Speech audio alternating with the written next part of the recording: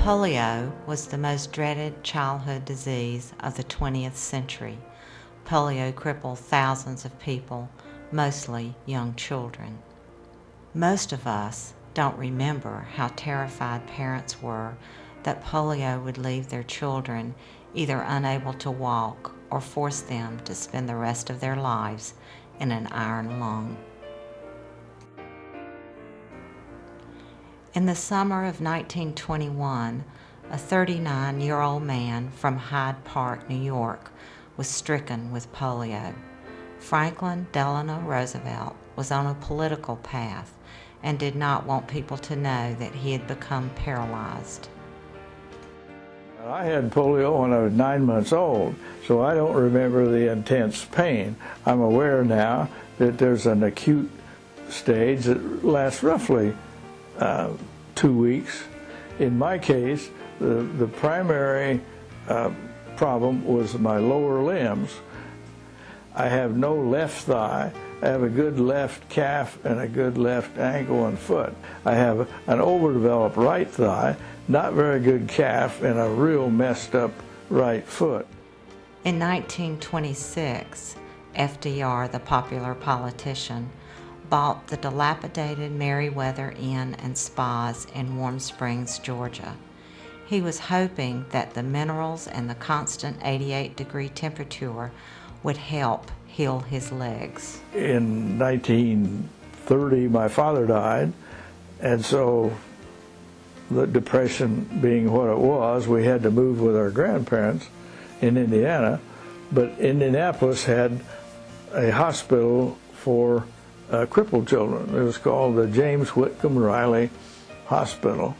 I underwent several reconstructive efforts and finally what they call a tendon transplant, and essentially turned my right foot around so that I could get both feet on the ground.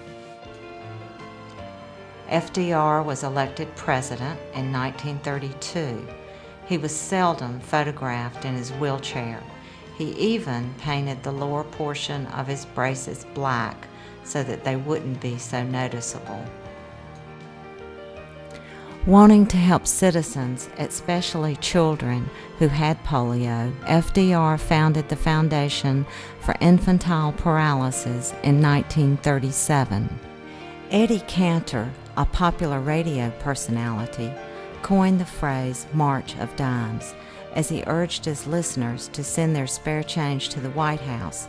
Within 1 week, the White House had received $268,000, one dime at a time. Roosevelt's foundation was then forever known as the March of Dimes. It raised millions of dollars to find a cure for polio. Roosevelt died in 1945. The next year, he was memorialized with a dime in his own image, the FDR dime. We believe that we can overcome anything, and FDR believed it. He was determined. He was determined to overcome, and he believed that he would someday be able to walk. As it turned out, he couldn't. After World War II, the epidemic grew worse. From 1945 to 1949, there was an average of 20,000 polio cases each year just in the United States. The worst year ever was in 1952. 58,000 cases of polio were diagnosed. Dr. Jonas Salk had been working on a vaccine for years. Finally, in 1955, he had a promising serum. Once they knew it was working, the March of Dimes launched a massive immunization campaign. Polio cases began to decline, and thankfully, in 1979, our country was polio-free. Some studies estimate that over 600,000 citizens had been paralyzed by polio.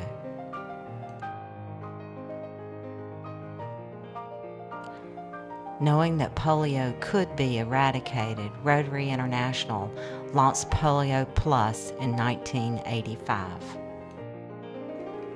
Together with the World Health Organization, their goal was to immunize all children in all countries and eradicate polio from the face of the earth. There are only 4 countries left with polio outbreaks.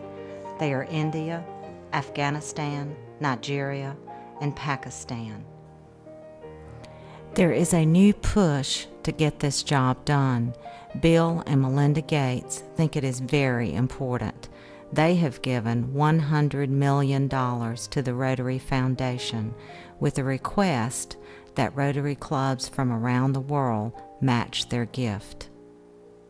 The polio challenge that we have now, the challenge being to meet the Gates Foundation $100 million, and we're matching that. So we're trying to, and not only trying, we're going to raise more than the $100 million. We're going to exceed what the norm, which is $1,000 per club for 3 years. We're determined to exceed that, and I'm sure we will. The Polio Survivors is working with an organization called Post-Polio Health International. We want to get Rotary clubs to locate survivors in their own communities to see if there's something that the club could help them to do. And what we've suggested is that the survivors would offer to go to the club. I succumbed to what's called post-polio syndrome, which essentially is that after having recovered from polio, you wear out sooner than normally you would. So we live at a continuing care retirement home. We've been here 1.5 years, and it's very nice. It's convenient. It's a little harder for Betty to get, but for my wife Betty to get used to living in an apartment and having meals here rather than her doing it. But from my standpoint, it's wonderful. We have a great view. We're right in the middle of a golf course, and I've been playing golf ever since I was old enough to shag balls, and hope to, on the last day, I hope to be looking down the first fairway and remembering.